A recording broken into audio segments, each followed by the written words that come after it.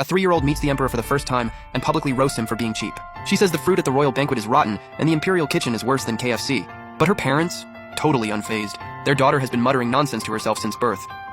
She's always dropping bombshells, and lucky for them, only family could hear her. Until now. After one little shriek from her, the emperor and empress are both looking around in confusion. The whole court starts looking around too, and the Lu couple feel their backs go cold with sweat. By the look of things, at least half the hall can hear their daughter's inner thoughts. But the culprit, Lu Mengmeng, has no clue. She's too busy chatting with her gossip system, cheeky. Why does this lychee taste so funky? Be grateful you have something to eat. You think a plane's gonna fly it in fresh? They picked it this morning and you're eating it this afternoon. That's a win. That one comment left the whole room stunned. Suddenly the precious fruit in their hands didn't seem so special anymore. The emperor scanned the hall from his throne. Where on earth is this tiny little voice coming from? It doesn't take long for everyone to figure it out. They're literally hearing a little girl's inner monologue in real time. Didn't they say there'd be performances? We've been sitting here forever, yet why isn't anything happening? The emperor let out an awkward cough. He'd been so distracted he forgot to officially open the banquet. Head eunuch Li Fugi's sharp voice rang out, and a wave of dancers in exotic outfits poured in, spinning gracefully to the sound of flutes. Lu Mengmeng's eyes went wide and she started giggling internally. Several people immediately choked on their tea. Girl, chill. Stop laughing like that. It's giving total creep vibes. Fine. It's not like anyone can hear me anyway. Except a whole lot of people could. She was saying the wildest stuff in the softest little voice. Wait, why is everyone coughing? Is there something wrong with the tea? Lu Mengmeng grabbed her cup and sniffed it carefully. Stop it. The tea's fine. Cheeky sounded completely done with her. Lu Mengmeng nodded and kept looking around. I knew it. These dancers are all gorgeous. Look at that grumpy-faced general. His eyes are practically glued to them. And that old minister with the white beard? His hands are literally shaking. General Xie Jinhong and Prime Minister Wen Tingyan, both just called out, were internally screaming, "That is not true! Stop making stuff up!" The Lu family nearby was losing their minds. Back home she was already a handful, but here in the palace she was completely off the rails. If she ticked off the emperor, the whole family was done for. The performance wrapped up, and Lu Mengmeng was already wide-eyed waiting for the next act. The emperor spoke up. On this mid-autumn night, how about we each share a few words of blessing? What does everyone think? The moment he said it, everyone who could hear Lu Mengmeng's thoughts lit up. Now they could finally figure out who she was.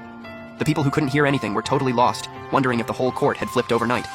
While her parents and siblings stood there trying to look calm, Lu Mengmeng already had her speech ready. She trotted to the center of the hall on her tiny legs and gave a proper bow. The moment she looked up, she started screaming internally. Oh wow, the emperor is so good looking, and the empress, she is absolutely stunning. Oh my gosh, Cheeky, the empress just smiled at me. I am literally on cloud 9 right now. The empress couldn't stop smiling. The little girl's pure, honest admiration was too much to hold back from. Then, Lu Mengmeng glanced over at the Empress Dowager. So that's the Empress Dowager. She doesn't look all gentle and sweet like the stories say. She's more like a temple goddess statue. The Empress Dowager paused, then broke into an even warmer smile. But Cheeky cut right in. Hey, people are waiting for your blessing speech. Focus. All right, Mom, it's not my fault. Mom kept telling me not to look around, and I was busy looking for food, so I never got a proper look. Of course I need to catch up now. Lu Mengmeng cleared her little throat and spoke in her soft baby voice.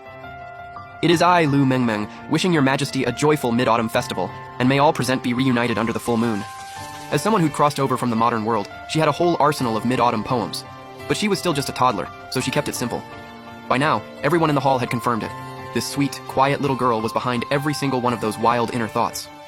The emperor, barely holding back a laugh, asked if it was her first time in the palace. Lu Mengmeng nodded. Yup, my parents are super strict, they never let me out. The whole room nearly lost it. With a mind like hers, honestly, no parent would ever let her out. The Empress Dowager laughed and said, "What a delightful child, I'll gift her a pair of jade bracelets." The Empress joined in, "And I'll add a pearl and ruby hairpin." Lu Mengmeng was overwhelmed and immediately dropped to her knees to give thanks. She bounced back to her seat. "Mom, hold on to these for me, okay?" Lady Lu forced a smile while basically digging a hole in the floor with her toes. Over the years, they'd tried so many times to warn their daughter to stop mentally broadcasting everyone's private business. But the words just never came out. For her safety, they'd kept her home. This time, by imperial decree, all officials above rank 4 had to attend with their families, so they took a chance. And she immediately went full chaos mode. All they could do now was pray she didn't say something treasonous. Not long after, Lu Mengmeng was back to chatting with Cheeky. Hehe, how did I end up getting rewarded? Is it because I'm just too cute and everyone loves me? Can you have just a tiny bit of self-awareness? They probably just felt bad watching you struggle to talk and didn't want to see you cry. Cheeky, you little gremlin. Keep it up and I will literally roast you like a sweet potato. Everyone listening to her bicker with Cheeky was barely holding it together.